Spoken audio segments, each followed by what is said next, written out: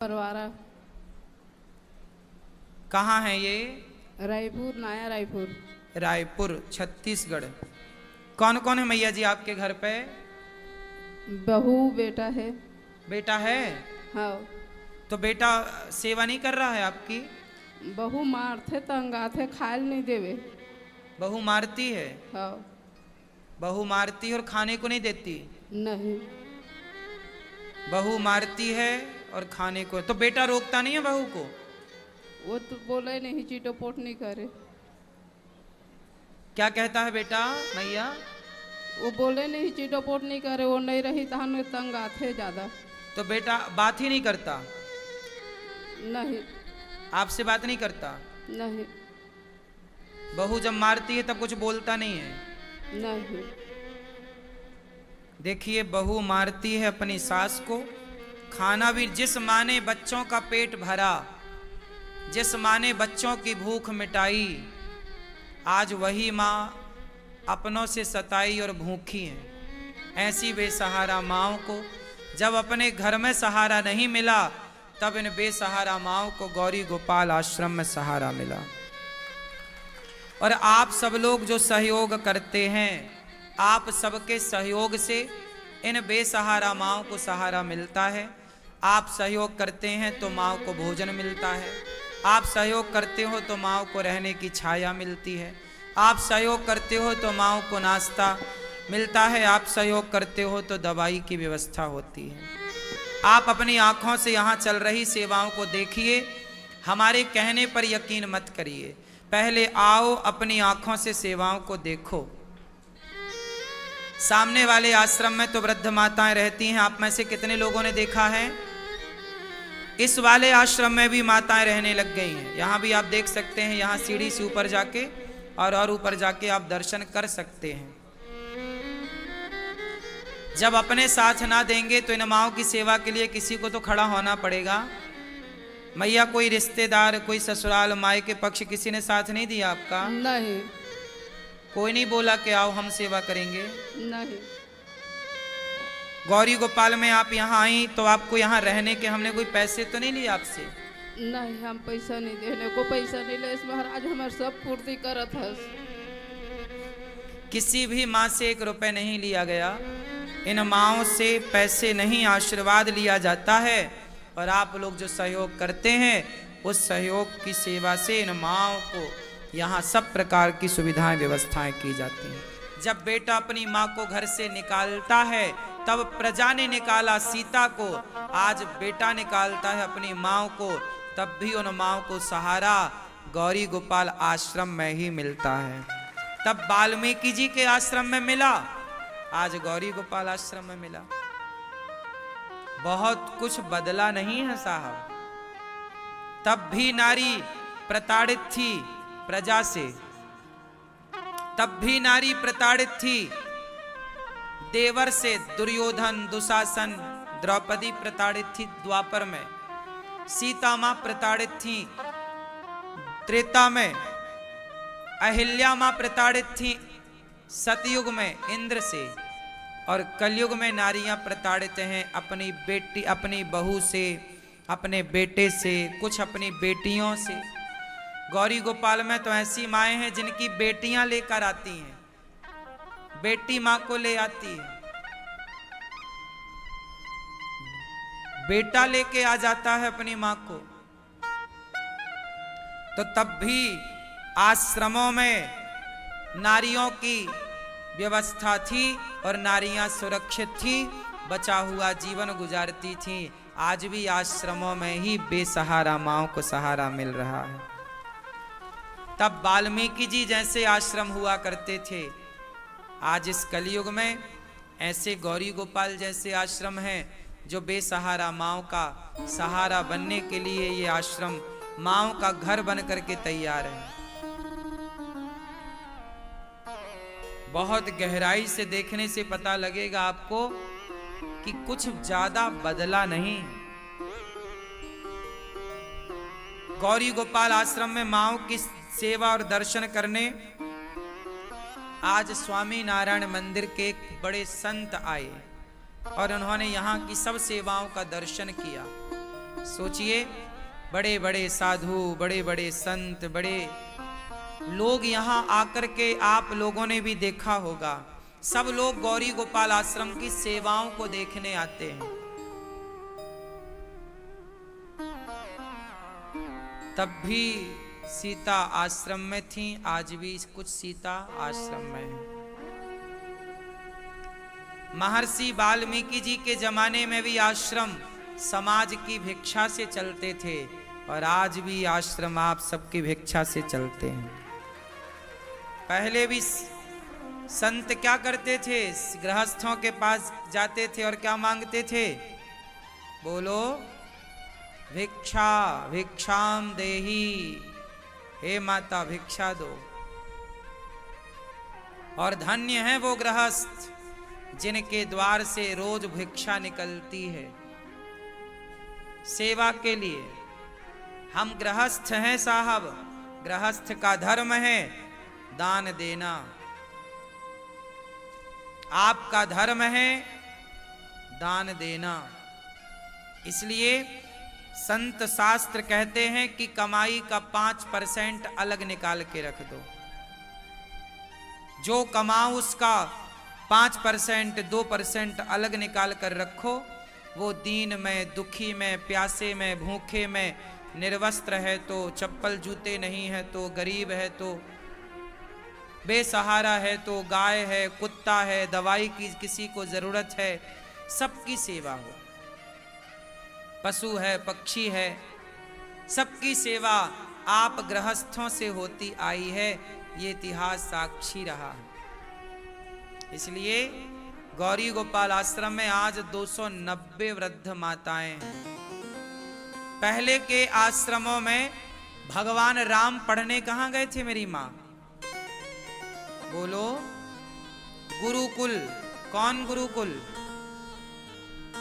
वशिष्ठ जी का गुरुकुल था। राम जब पढ़ने गए तो राम भी भिक्षा मांग कर लाते थे, गुरु माता को देते थे, गुरु माता वो बनाकर फिर उन बच्चों को परोसती थी। ये परंपरा रही है भारत की। बच्चे पहले भिक्षा मांग कर पढ़ते थे। क्यों भिक्षा मांग कर पढ़ते थे? तो वो पढ़ते थे, उनको पता था कि अन्न के एक दाने की कीमत क्या थी। वो जानते थे कि भाई हमारी पढ़ाई करने के लिए देखो हमें भिक्षा मांगना पड़ता है। उन्हें कभी घमंड नहीं आता था कि भिक्षा मांग रहे हैं। पहले की शिक्षा का पहला पाठ ही भिक्षा था। और आज भी गौरी गोपाल गुरुकुल में 150 बच्चे पढ़ते हैं, लेकिन आज बच्चों को भिक्षा मांगने हम कहीं बाहर नहीं भेजते। उन सब के बदले हम ही भिक्षा मांग लेते हैं आप लोगों से। और आप जो भिक्षा देते हैं उसी भिक्षा से ये गौरी गोपाल गुरुकुल के 150 बच्चे पढ़ते हैं। आज भी वही गुरुकुल चल रहे हैं। परंपराएं तो देखो बचाने से बचती हैं, नहीं बचाने से कुछ नहीं बचता। कुछ बच्चे होते हैं समझदार, जो माता पिता की संपत्ति बचाए रखते हैं निशानी के तौर पे कि ये हमारे पिताजी का खेत है। आज कितना भी आदमी बड़ा आदमी हो जाए पर बाप की संपत्ति नहीं बेचता, दादाजी की संपत्ति नहीं बेचता। बनाते हैं, आप बनाओ भाई। ये हमारे बाप के हाथ का पेड़ लगाया था इस खेत पर, ये हमारे दादाजी के हाथ का पेड़ लगाया था इस खेत पर। ये घर कितना भी पुराना हो गया पर हमारे पिताजी ने बनाया था इस घर को, हमारे दादाजी ने बनाया। ये निशानियां होती हैं कि नहीं? बोलो हाँ। तो कुछ लोग ऐसे होते हैं जो बाप की संपत्ति बेच के गाड़ी घोड़ा खरीद के शौक पूरे कर लेते हैं, पर कुछ समझदार बच्चे होते हैं जो माँ बाप की संपत्ति, पता है पहले की बहुएं लोटा बचा के रख लेती थी। ये मेरी सास की सास के हाथ का लोटा है, ये मेरी सास के हाथ की गिलास है, ये मेरे सास के हाथ का चम्मच है। क्यों मेरी माँ? पहले पुरानी निशानियां होती थी। ये मेरी सास की हाथ की परात है, थाल थी ना परंपराएं पुरानी। आजकल की आधुनिकता में देखो, अब कुछ पुरानी चीजें बच नहीं रही हैं। पुरानी चीजों की कोई वैल्यू ही नहीं है आज। पुरानी केवल वस्तु नहीं होती मेरी माँ, उस वस्तु के पीछे एक भाव जुड़ जाता है कि हमारे पिता की है, दादी की है, दादा की है, परदादी की है, परदादा की है। इसलिए आपसे हाथ जोड़ के कहता हूं, तुम्हारे पिता का घर, दादा का घर, जमीन जायदाद बिल्कुल ना बेचना, ना बिगाड़ना। तुम बनाओ अपने से, और उन्हें मत बेचना। जिस खेत पर तुम्हारी माँ जाया करती थी, जिस खेत पर तुम्हारे पिताजी जाया करते थे, अब वो खेत ही तुम्हारे लिए मंदिर है। तुम्हारे माँ बाप वहां गए, तुम्हारे दादा दादी वहां गए, है ना। हमारे पिताजी के पास एक खेत है, 2.25 एकड़ पिताजी के पास। उस खेत में मैं जब छोटा था तो मेरे पिताजी उसमें जाते थे कटाई करने, गेहूं बोया करते, चने बोया करते, मैं भी जाता था। मेरी माँ जाती थी उसमें काटने, कटाई, चने की कटाई, पिताजी भी काटते। मैं भी वहां छोटा था तब उस खेत पर जाया करता था, काटता था मैं भी। मेरे लिए माँ छोटा सा वो बनाती थी गट्ठा, मैं भी सिर पे रख के लाया करता था चना। जब फसल आती है ना किसान, हमारे पिताजी मंदिर के पुजारी थे, हमारे पिताजी के पास केवल एक खेत है, 2.25 एकड़ का एक खेत, बस वही खेत है। उसी पर माँ जाती थी, पिताजी जाते थे, दादाजी भी जाते थे, क्योंकि वो दादाजी ने खरीदा था, वो खेत दादाजी का था। फिर दादाजी से वो पिताजी के पास था, तो दादाजी भी उसमें गए, दादी भी उसमें जाती थी, हमारी माँ भी उसमें जाके कटाई करती थी, हमारे पिताजी भी उसमें जाते थे, हम लोग भी उसमें गए, उसी में खेलते, उसी में खाते, उसी में माँ नाश्ता लेके आती, पिताजी उसी में रहते। तो यादें जुड़ी हैं उस खेत से। अब वो खेत कोई कहे कि जी आप बेच दो, नहीं भाई, उसका कोई मूल्य नहीं है, उसकी कीमत 0 है, क्योंकि उसे बेचना ही नहीं है, क्योंकि वो केवल खेत नहीं है, वो एक मंदिर हो गया हमारे लिए। क्या हो गया? एक, बोलो, बात सही है, हम गलत कह रहे हैं? माँ बाप की यादों को बेच देना चाहिए? बोलो, कभी नहीं बेचना चाहिए। मूर्ख हैं वो बच्चे, नालायक हैं वो, जो माँ बाप की संपत्ति बनाई, जिसमें माँ बाप ने जान लगा के, अरे जब घर बनता है तो तुम्हारी माँ सिंचाई करती है, तराई करती है, तुम्हारा बाप तराई करता है।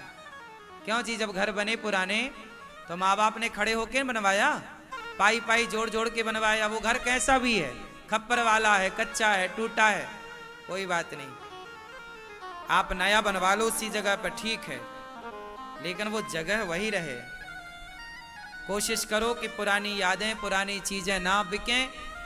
ऐसे ही यादें हैं, जैसे हम पुरानी चीजें नहीं छोड़ते, ऐसे गुरुकुल पुरानी परंपरा थी। अंग्रेजों ने, मुगलों ने गुरु परंपरा को नष्ट किया, पर यह दास अनिरुद्ध को लगा मैंने भी गुरुकुल में पढ़ाई करी तो वो गुरुकुल फिर स्थापित होने चाहिए, तो मैंने फिर गौरी गोपाल गुरुकुल की स्थापना करी कि पुरानी जो परंपराएं हैं हमारी वो नष्ट ना हो। जैसे पुरानी विरासत है वो नष्ट ना हो, ऐसे पुरानी परंपराएं भी नष्ट नहीं होनी चाहिए।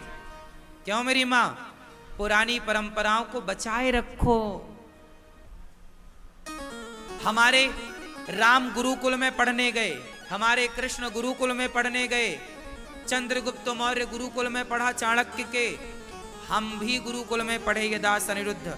तो अब गौरी गोपाल गुरुकुल है कि मैं पढ़ा हूं तो गुरुकुलों का ऋण मेरे ऊपर है, उतारूंगा। आपसे भिक्षा मांग मांग कर गुरुकुलों की सेवा करूंगा। और आज मुझे बहुत प्रसन्नता है।